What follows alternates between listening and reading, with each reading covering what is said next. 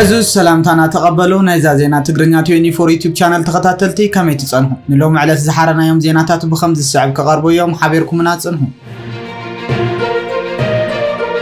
سمين كوريا جابان نيكولاساوያን አጽዋር ክትውንን የብላን ክትብል ገሊጻላ ሰሜን ኮሪያን ዝበለትሉ ምክንያት ድማ ሓደ ጃፓናዊ በዓል ስልጣን ኒኮላሳውያን አጽዋር ንጃፓን የድሊዋ የሚሉ ድህረ ምግላጽ እንትኾን ኮይን ግና መንግስት ጃፓን ኒኮላሳው አጽዋር መውናን ፖሊሲታ ሀገር ከም ዘይኮነ ገሊጹ ነይሩ ጃፓን ነዞም ሰለስተ መትከላት አጽናዓት ተኸተለ ሀገር እንትኾን ንሳቶም ድማ አይፋል ኒኮላሳውያን አጽዋር አይፋል ምፍራይ ኒኮላሳው አጽዋርን ናብ ጃፓን ኒኮላሳው አጽዋር ዘይመታውን ዝብሉ እዮም ጃፓን ጉዳይ ኒኮላሳው አጽዋር ክላዓልን ከሎ እታ ቀንድ ዝስማዕ ሀገር እንትኾን ምክንያቱ ድማ እቲ ኣንኮ በአቶሚክ ቦምባ ዝተሃረመት ግዳይ ዝኾነት ሃገር ስለ ዝኾነት እዩ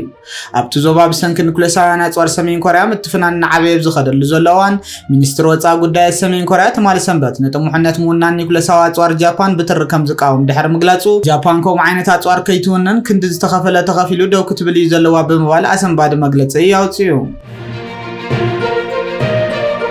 از كم جيلن كلون نوي حوان زصان حمر قص سراويت سودان مس حيلتات دعل مسرع قطتاو زررب دحر ما بايو كاب زوباوين حيلتات سممع خكايد صقط يغبرلو كم جلو تغليصلو مرح سراويت سودان جنرال عبد الفتاح البرهان نخلت عامت زصان حكينات حد هاغرو نمقراط بشماغلتات عرق ممحدار واشنطن رياضن زكاد زررب سلام نخسمعمع بالأول زود السعود عرب محمد بن سلمان بريزيدنت جبص عبد الفتاح السيسي صقط خم زغبرلو زتغلص خوينو از زخونه لزول دما جنرال البرهان مسلول زود السعود عرب محمد بن سلمان كالوت سبب سلطان سعود عرب اندحر زغبرو زررب 18 تحساس اب كايرو مس بريزيدنت جبص عبد الفتاح السيسي تاريخي ودحر بزتاي مخانيو زغلت زلو ولا كو بريزيدنت جبص عبد الفتاح السيسي اميازيا 2020 سيستم كينات حد كاب زجمر حدا كابتوم زغرو مشارخت جنرال البرهان انتخونه كمت بريزيدنت إسحاق أفورقي بعدد نكسنت سعود عرب داغماي من لاس نتفتاتن نكسنت ناب قرن افريكان قيح بحرن كم زدل بمتقاس زرغاغصو حقي سعود عرب ግን ክሳብ ሕጂ ብፍላይ ምስተቀንድ ደጋፊት ሓይልታት ዳዕል መሰርዕ ዝኾነት ጎረቤታ ሕብራት ይምረት ዓረብ ክነጻጸርን ከሎ ኣብ ሱዳን እትገብሮን ትፈታት ዝሓትይሉ ምጽንሕ እዩ ዝግለጽ ልኡኽ ኣፍሪካ ፕሬዚደንት ኣሜሪካ ዶናልድ ትራምፕ ማሳድ ቦለሱን ኣብ ተመሳሳሊ ዑደት ጀነራል አልቡርሃን ኣብ ንግስነት ስዑድ ዓረብ ዋላ እኳ ምስቲ ሱዳናዊ ጀነራል አልቡርሃን ከም ዝተዘራረበ እንተ ዘይተኣመነ ኣብ ሪያድ ከም ዝነበረን ብሰበ ስልጣን ስዑድ ዓረብ ከም ዝተረኸበን ግን ኣፍሊጡ ነይሩ ልዑል ዘውዲ ስዑድ ዓረብ መሐመድ ቢን ሰልማን ኣብ ወርሒ ሕዳር ኣብ ኣሜሪካ ዝገበሮ ርክብ ትራምፕ ኣብ ኩናት ሕድሕድ ሱዳን ጣልቃ ንኽኣቱ ዘቕረቦ ሕቶ ከም ዝተስማዕምዐ ገሊጹ ነይሩ ንነዊሕ እዋን ዝጸንሐ መርገጽ ሰራዊት ሱዳን ዘይከም ሓይልታት ዳዕል መሳርዒ ክሳብ ሕጂ ነታ ወርሒ ጥቅምቲ ዘቐረበ ብኣሜሪካ ዝተነደፈ ውጥን ተኽሲ ደው ምባል ደገፉን ቀጥታዊ ዝርርብ ምስትዕጦ ጉጅለ ድሕሪ ምእባዩ ዝናይ ዞባውያን መራሕቲ ጸቕጢ ከም ዝመጸ ዝግለጽ ዘሎ ኣሜሪካ ብመርሕነት ቅድሚ ትራምፕ ዝነበረ ጆ ባይደን ኣብ ልዕሊ ሱዳን ዕንወት ዘኸተለ ጉጅለ ካብ ሕብረት ኤውሮጳ ዓባይ ብሪጣንያን ንመራሕቲ ሓይልታት ዳዕል መሳርዒ መሐመድ ሐምዳን ዳጋሎ ወይ ሕሜቲ እገዳ ብምክያድ ዝኸበደ ስጉምቲ ወሲዳ ምንባራ ዝዝከር እዩ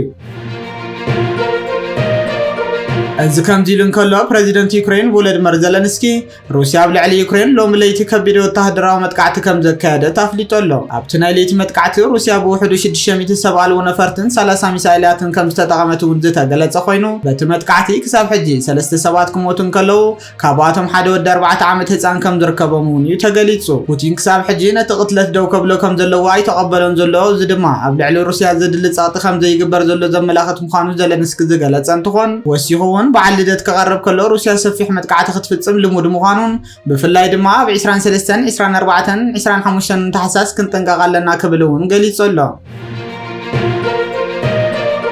از كم جيلن كلهم محدار بريزيدنت دونالد ترامب ኣብ ዝተፈላለዩ ክፋላት ዓለም ዝተመደቡ ልዕሊ 2 ደርዘን ኣምባሳደራት ናብ ገዙ ይጽዋዕ ከም ዘሎ ተገሊጹሎ ኣብ ኣፍሪካ ኤስያ ምብራቕ ኤውሮፓን ማእከላይ ኣሜሪካን 29 ኣምባሳደራት ካብ ስልጣኖም ንምላይ ንዝግበር ውሳነ ፕሬዚደንት ነበር ጆ ባይደን ኣብ መጀመርታ ትራምፕ ኣብ ዝጀመረሉ እዋን ካልኣይ ስልጣኑ ካብ ዝተሸመሉ ዲፕሎማስያታት ብጅምላዊ መንገዲ ምውጋድ ድሕሪ ምውጽእ እዩ ሓደ ላዕለዋይ በዓል ስልጣን ሚኒስትር ጉዳያት ወጻኢት ሃገር እዛብ ዝኾነ ምምሕዳር ተጽቢት ዝግበረሉ መደበኛ መስርሕ እዩ ክብል ዝገለጸ ኮይኑ እታ ኣምባሳደር ወልቃዊ ወኪል ናይ ፕሬዚደንት ስለ ዝኾነ እቲ ፕሬዚደንት ንወልቀ ሰባት ናብ ዘን ሃገራት ናይ ምምዳብ መሰል ኣለዎ እታ ኣሜሪካ ቀዳመይቲ ዝብል ኣጀንዳ ንኽፍጸም ድማ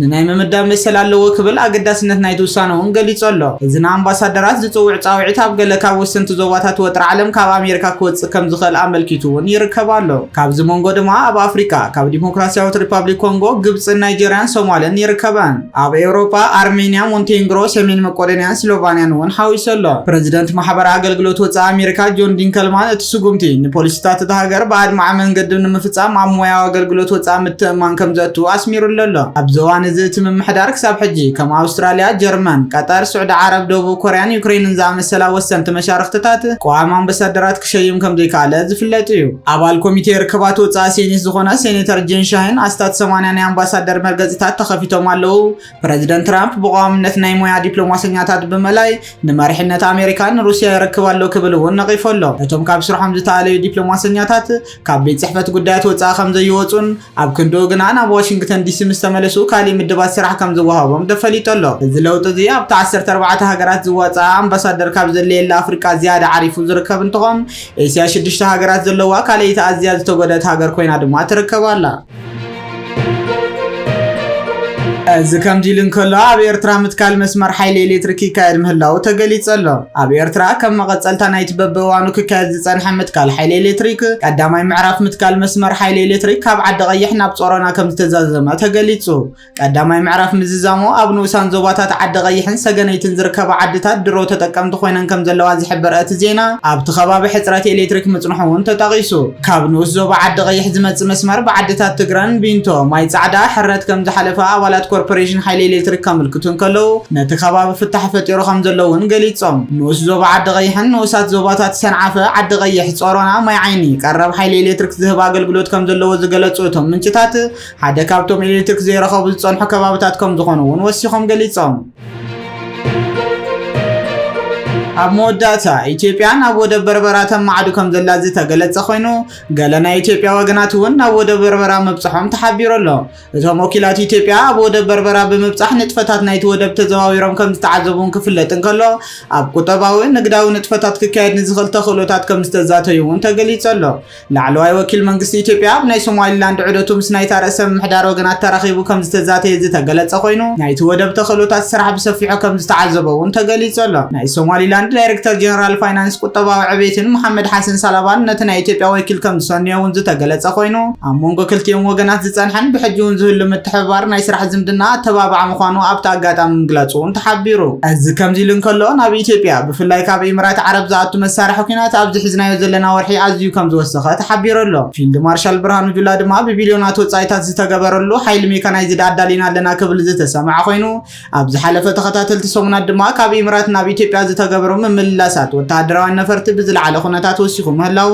በረራታት ዝከታተሉ ኣካላት ዘውፅኡ ሓበሬታ ዘረድእ እንትኾን ኣብዝሓ ምምላሳት ዝተኻየዱ ድማ ናብ ቢሸፍቱ ከም ዝኾነ እውን ተገሊጹ ኣሎ። ወርሒ ታሕሳስ ካብ ዝኣቱ እንድሓር ብውሕዱ 17 በረራታት ከም ዝተኻየዱ ብምጥቃስ ኣብ ዝሓለፈ ወርሒ ካብ ዝተገበሩ ምምላሳት ወሰኽ ከም ዘረኣየ እውን ኣንፂሮም ኣለዉ። ኣብ ዝሓለፈ ወርሒ ጥቅምቲ እንድሓር ዝተኻየዱ ወተሃደራዊ በረራታት ድማ 37 በዝሒ ከም ዝሓለፈ ዝተገለጸ ኮይኑ